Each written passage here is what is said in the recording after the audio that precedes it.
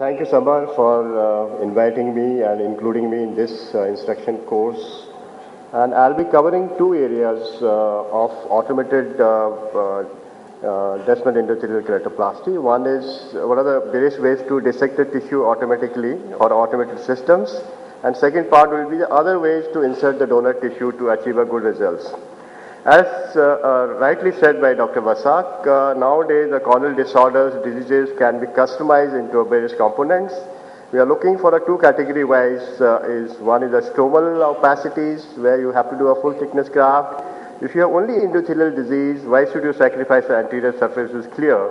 Therefore, we do endothelial keratoplasty. I would highlight this few points for a successful DSEC procedure.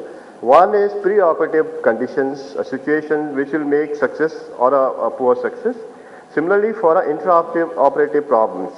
So, if you have a thick cornea to begin with, more than 700, or a corneal scarring, irregular surface, poor ocular surface, difficult scenarios like aphakic eyes, shallow anterior chamber, or large peripheral anterior glaucoma. So, these are already a poor candidates for a successful DSEC procedure. You have to modify your surgery according to that. But other way around, the difficulties which we produce, like you have a poor donor dissection or preparation, selection of poor tissue, and difficulties in insertion, a lot of manipulation of unfolding the graft and maintaining the graft status in the anterior chamber, and the postural problems, postural pockets, dislocations, rebubbling, and glaucoma, inflammation will cause various problems. So let me take you through the way we do it, automated dissection in these patients. The first thing we had to look into are the good donor quality tissue. In India, whatever we get the tissue, we hardly get a tissue which is more than 3,000 cells. And this is what people get in abroad in US. But in Indian situation, most of the eyes are around 2,500 cells, and we think that is a better tissue for DSEC in our country. And other way around, automated microkeratomes will give you a more predictable, more smooth, and Namrata will talk about pre-cut tissue facilities in our scenario also. She is going to show the Moria system, which I think is been there with us for a very, very long time to achieve successful thin grafts, especially with 400 micron heads and double pass techniques, and recently femtosecond assisted systems. There are so many other systems which are available. Moria system, now we have a Gabor system which is a little modification of Moria, Nitro which Dr. Vasak talked about, and single-use disposable blades with the Moria and Gabor will give you a better predictable results. Let me just show you the small video clip of automated cut with the Moria system. As we said, both for a manual and automated, you require a good tissue, around 3 millimeter rim of sclera all around so that you can achieve a good maintain pressure with the artificial chamber, maintain the good centricity of the graft, that makes a cut nice and centralized in these cases. Once you achieve a good pressure, then you can choose 350 or 400 head depending on a corneal thickness. Especially if the media is MK medium, the cornea is thick, you can go for 400.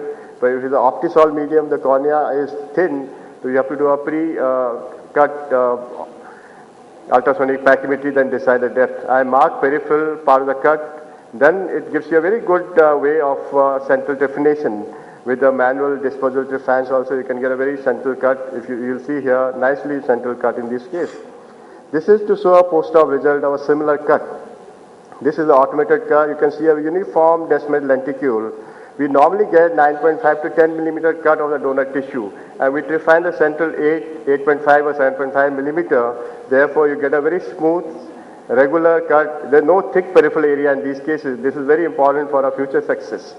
This is what Namrata will cover up. I'll go to the other one which recently we have used is Gabor system, which is a very, very predictable system, and it is a hand-free procedure.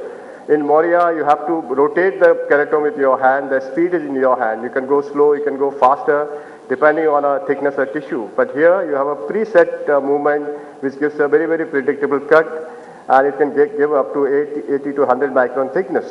If you just show the assembly of this system, this is a system which has a similar setup here, and I'll just take you the system. We'll put a tissue, then put a cap, and make the pressurized system. And this application lens will give you an area of cut which can range from the 8.5 to 10.5 millimeter. We normally go for a full thickness, do a pachymetry. As I said, it is very important to know the thickness of tissue and then decide the blade. So this is a system which is attached to the stand so that your hand is free. The speed is generated by the motor itself. Doesn't require a gas. It is electrically run. Therefore, it is much simpler, much easy to use system. You can see once it is taken care of, it's like an epikeratomes. You take it back and gives a very, very controlled cut as such. You can see now you can open the blade and take it off, and you get a very nice tissue and do a pachymetry. See what is the thickness you have achieved after the cut. So this is also important because sometimes you may have a very, very thick tissue and you may use a double pass technique in those cases. Mark the peripheral areas, remove the tissue, and it's very simple to take it out tissue as such, like you had the Moria keratome, and this is what you see ultimately.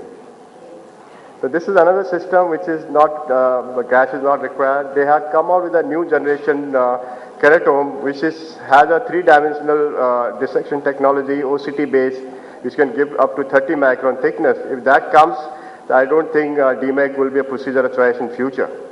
Then these are the study which is published comparing Gabor with Moria. Both had a very predictable cut, but Gabor gave much more predictable results nearer to the desired thickness. This is what you see in a Moria keratome cut, and this is a laser cut of a stoma, which is much rougher. But with the recent technology, things have improved. This is one of our case where we tried the femtosecond application of 8.5 millimeter cut. You can see once you have appellation, the lamellar dissection is done at the depth of preset depth after the ultrasonic pachymetry. This is at 450 micron thickness, leaving around 50 micron behind, and going right up to the peripheral area of peripheral dissection, then a side cut to give a complete dissection. So this is what you see, a nicely done cut with a femtosecond laser. Subsequently, we'll take the patient to the microscope, eye to the microscope, and remove the tissue. You can see a very nicely cut tissue. Remove the fluid from the area, then lift the peripheral cut area, and it is very easily separated.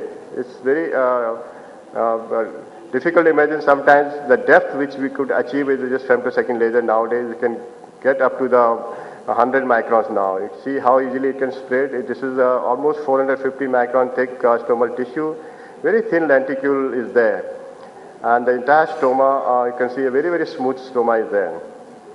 So this particular tissue was almost 50 micron thickness.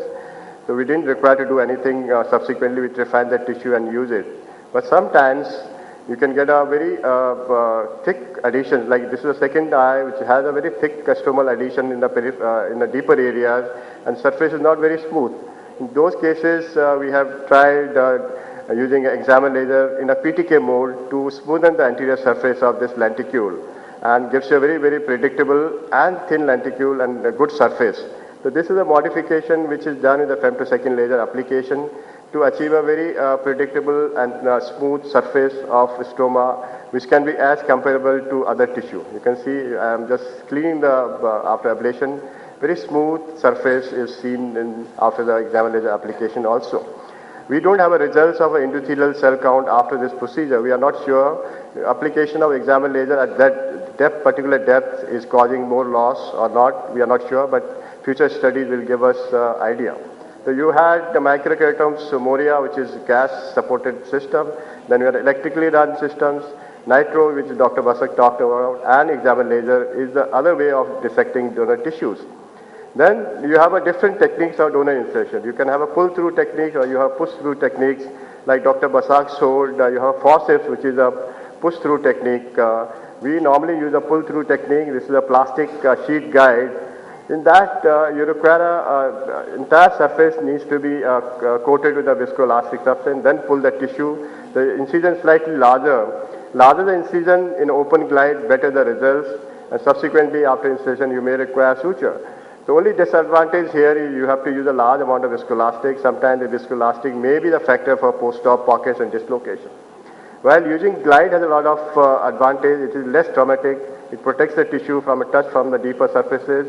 and a few precautions has to be taken. This is a Busin glide. You can see here the lenticule is endothelial side up. We don't have to put any viscoelastic. Then it is pulled inside and doesn't require OBD. You can see the graft is being pulled inside the lenticule Busin glide. This particular part is a closed glide. This prevents the touch of endothelial surface to the areas. We use the ILM peeling forceps, or a specialized forceps can also be used, which is taken out from the other area to this outside the area. Hold the tissue outside first because this gives you a perfect view of a surface of the edge of the graft. Once you held it, then take the entire Busin glide onto the wound area, block that so that you don't damage the tissue inside the wound area. This is very, very important area. After you have the graft lenticule inside, then open the AC maintenance gently, it will open the graft. So this is what is very simpler and easy way to unfold the graft. Subsequent procedure is similar as you saw in Dr. Basar's case. Various indications are there. This is a post-regraft patient, very thin lenticule. The endothelial cell loss in our hands has been less with the glide procedure than forceps. Recently, I have modified my technique little bit to have a purely sutureless technique in a nasal insertion. I make a nasal tunnel first, then score the tissue. After scoring, then open the wound, then insert the graft. Therefore, it leaves the wound area absolutely burgeoned till the end of surgery, and the closure can be simpler. If I just go through this video a little bit, I'll make the wound first in the temporal side, remove the epithelium first to have a visualization, make a tunnel of around 4 millimeter, 3.8 to 4 millimeter of 1.5 to 2 millimeter inside, so that this tunnel is larger. Once you put a graft, the graft itself will oppose the tunnel area also, and side ports are also longer. This is we use a 30 gauge cannula here. After doing Descemet stripping, then after that only we open the wound area. And this is around 3.8 millimeter incision. Use a Busin glide with spatula. This is a new modification from Busin glide. This spatula helps into getting the lenticular lenticule inside without any damage.